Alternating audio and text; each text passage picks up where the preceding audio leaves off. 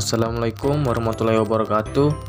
Perkenalkan, nama saya Firdaus Guntur Aradian dari Universitas Borneo Tarakan, Kalimantan Utara, Fakultas Ekonomi, jurusan Ekonomi Pembangunan. Jadi teman-teman, di sini saya akan mengangkat tema tentang kartel.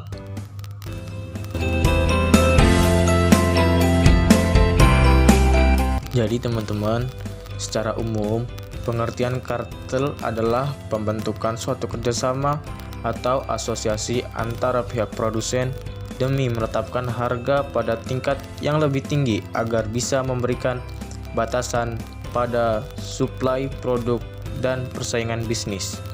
Aktivitas kartel terjadi karena munculnya persaingan usaha pada suatu bisnis industri, sehingga muncul ide untuk saling bekerja sama antar beberapa pebisnis agar bisa memenangkan persaingan tersebut. Jadi artinya kartel dilakukan agar beberapa pihak tertentu bisa menguasai pasar. Dalam prosesnya, setiap pelaku kartel akan melakukan bentuk kesepakatan agar bisa membatasi jumlah ketersediaan suatu produk tertentu dan membagi wilayah penjualan produknya. Dari hal tersebut, maka akan muncul kelengkapan produk sehingga pelaku kartel bisa meningkatkan harga jual produknya demi mendapatkan keuntungan yang lebih besar.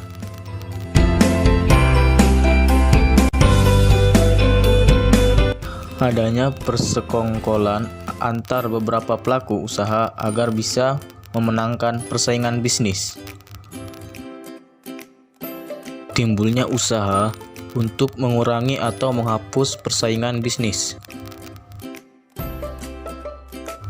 Adanya usaha untuk memonopoli pasar oleh beberapa pengusaha. Harga produk yang tidak stabil dan bahkan lebih tinggi.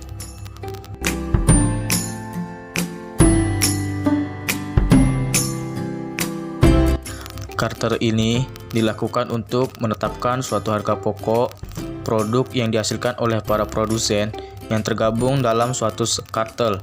Umumnya, ketentuan harga yang ditentukan adalah harga jual minimal pada suatu produk. Dalam pelaksanaannya, seluruh produsen yang tergabung dalam suatu kartel akan dilarang untuk menjual produknya di bawah harga yang lebih rendah daripada harga yang sebelumnya yang telah disepakati. Tapi mereka diperbolehkan untuk menjual harga yang lebih tinggi dengan risiko yang ditanggung masing-masing penjual. Kartel syarat adalah kartel yang erat hubungannya dengan penetapan suatu persyaratan tertentu dalam suatu kegiatan perdagangan maupun bisnis, seperti persyaratan penjualan, standar kualitas suatu barang, standar kemasan, dan juga standar pengiriman barang.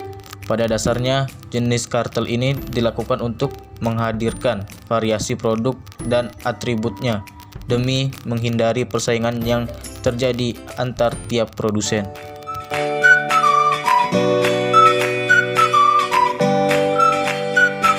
Kartel rayon adalah kartel yang dilakukan dengan membagi wilayah penjualan pada setiap anggota kartel.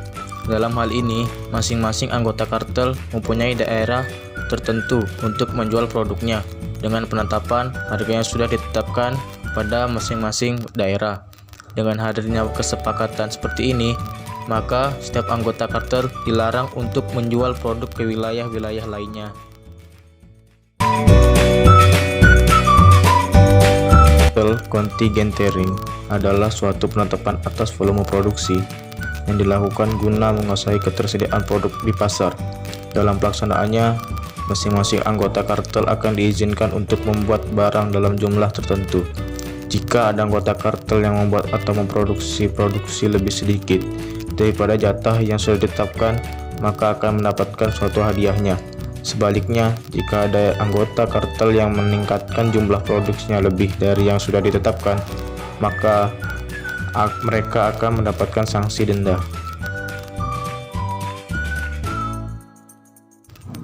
Kartel ini merupakan suatu penetapan kantor penjualan yang sifatnya terpusat. Jadi artinya Setiap masing-masing anggota kartel hanya diperbolehkan untuk menjual produknya melalui kantor penjualan tunggal, sehingga tidak akan ada persaingan pada tiap anggota.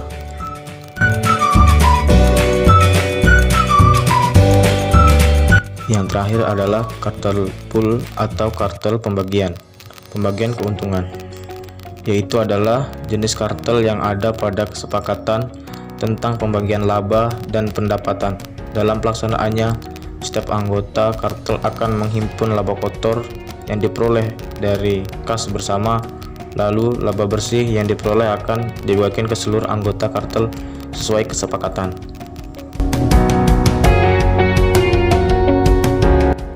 Jadi, pada dasarnya, tujuan dari kartel adalah guna mengurangi ataupun menghapus persaingan bisnis. Selain itu, tujuan kartel juga adalah untuk membentuk harga yang sama, pembagian wilayah pemasaran produk, dan pengaturan jumlah produksi barang.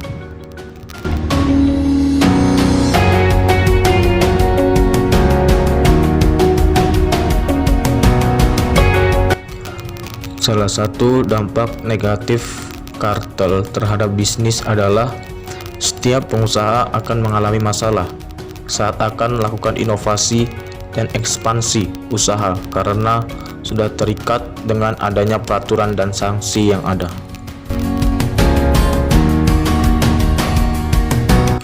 Salah satu dampak positif dari kartel terhadap bisnis. Kegiatan kartel bisa membangun hubungan kerja antar tiap perusahaan, dan para pekerja pun akan cenderung lebih kondusif karena peningkatan upah akan lebih mudah untuk dilakukan.